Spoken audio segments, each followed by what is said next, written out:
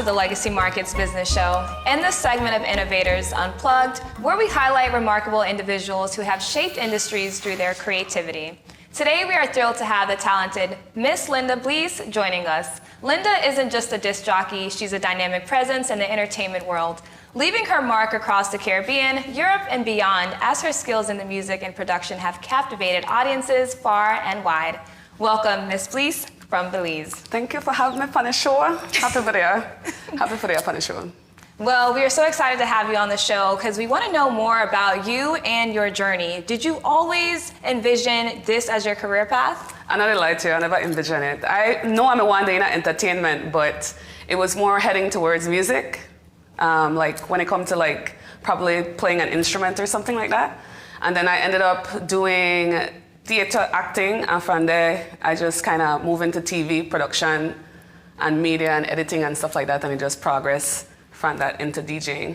So what was the pivotal role in your life that you made that transition? I realized that DJing easier and it make money quicker. I don't know how else to put it really. I used to be one video director as well and production manager at one TV station here in Belize, and I used to work kind of liaison with other places like Furtherlands and stuff like that, doing editing and stuff. And just over time, they put me on radio, the creme, and I start playing music and I realized I could probably DJ. And I just start put some effort into that. And then I realized that, yeah, this is kind of easier. It just kind of take over my life. So I know that in some Caribbean cultures, and especially in Belize, sometimes your industry is not considered a real job. Yeah. And I know you've gotten feedback on that. So absolutely. So can you tell us how you were able to monetize this or explain to others how this is what you do to make your living? It's always a struggle speaking to people that maybe cannot see further than their nose in other professions, you don't want to say. When you try to tell them that you DJ for a living, they tell you about what you want to do for long term. I think when it comes to being an entertainer, especially one that people appreciate or has done so much in the industry, over time, with age, instead of depreciating, you actually appreciate. So like your value appreciates, you cost more than when you may just start probably 20 years ago like me. So I think that people need to figure out one way for, monetize what they do properly and just stick with it. I don't know how to explain to people that can't see the vision. It's kind of hard to explain today. I personally found a way to monetize it, so. So let's talk about, since we're on the topic of monetizing, in order to do so, you have to constantly be marketing yourself as a personality or as a DJ. What are some marketing strategies that you've used? I usually do photo shoots. I have posts on SoundCloud. I try to stay somewhat visible. Leave it less now because I get a little bit older and head towards retirement, but I mostly concentrate on publicizing myself when it comes to cruise ships and all that stuff, like the cruise ship lifestyle, because that's the contracts that I keep getting over and over again, and I want to keep those consistent. So I just make sure my music is up to par, my performance is up to par, and I'm always camera ready, because, you know, when publicizing with a billion-dollar corporation, you always have to make sure you look the part. Publicity. Definitely. And I know a lot of young entrepreneurs or people who aspire to be you or step into your shoes one day, sometimes they feel like they have to do everything by themselves. You mentioned that you have a contract with some of the cruises. Yes. Can you tell us more about the importance of collaboration? You can collab, but also in the beginning, I used to do most of the things alone, with friends or with people that would be willing to help me out. It's just over time, for the past, like, I don't want to say 7 years, I start collaborate with cruise lines. Collaboration is very important when it comes to either you're doing it small with your friends or with a big corporation or with your company or whatever, because at the end of the day, both of you are building together. Whether it's a big corporation and you or just your friends together building whatever you're trying to build when it comes to branding. Definitely, and your brand is very unique because our country is so unique with about 400,000 people more or less. So how have you been able to use your identity to market yourself internationally and use Belize in your background?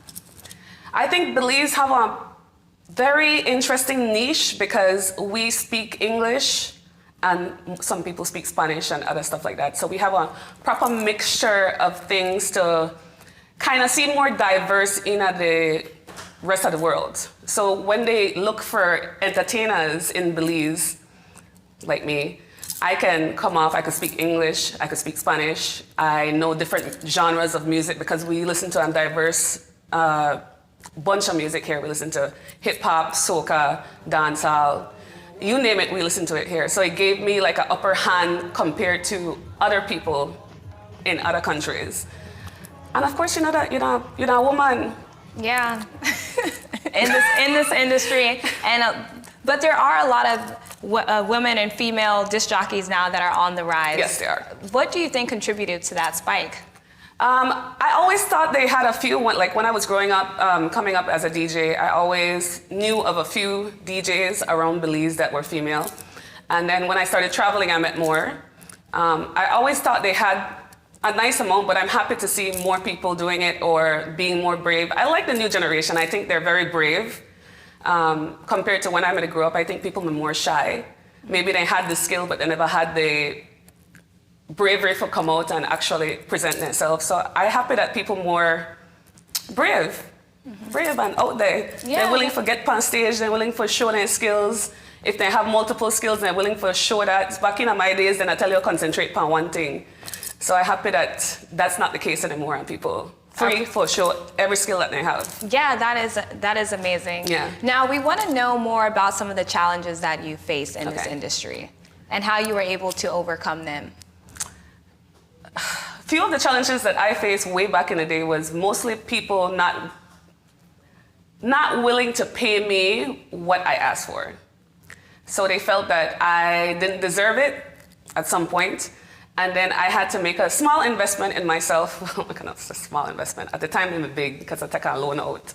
And I had two choices. I either could have buy one house, or buy one house, or invest in my international career, like pay for one little small branding project to take myself over to Jamaica and just kind of publicize myself and do events. And I chose the latter, to just take that little bit of money that I could have used for a down payment. Might be a little bit irresponsible, but I still end up to have one house now. But back then, I'd take that money and I got to Jamaica and I just kind of put myself there and took jobs. And that helped me to increase my value over here.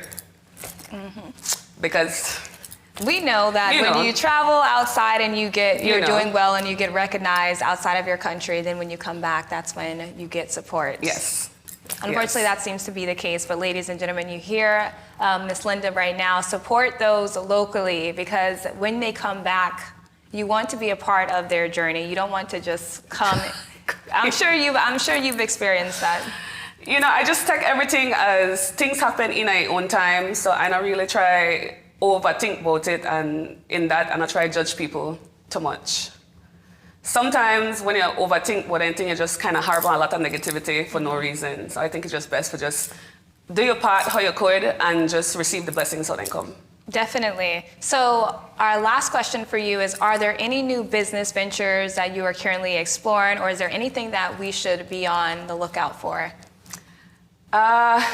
Maybe when I quit ships, I might start a couple of businesses. I don't want to talk about a lot of it right now, but I still do like my crochet work and stuff like that when I have free time. I don't have as much free time as during the pandemic for that stuff.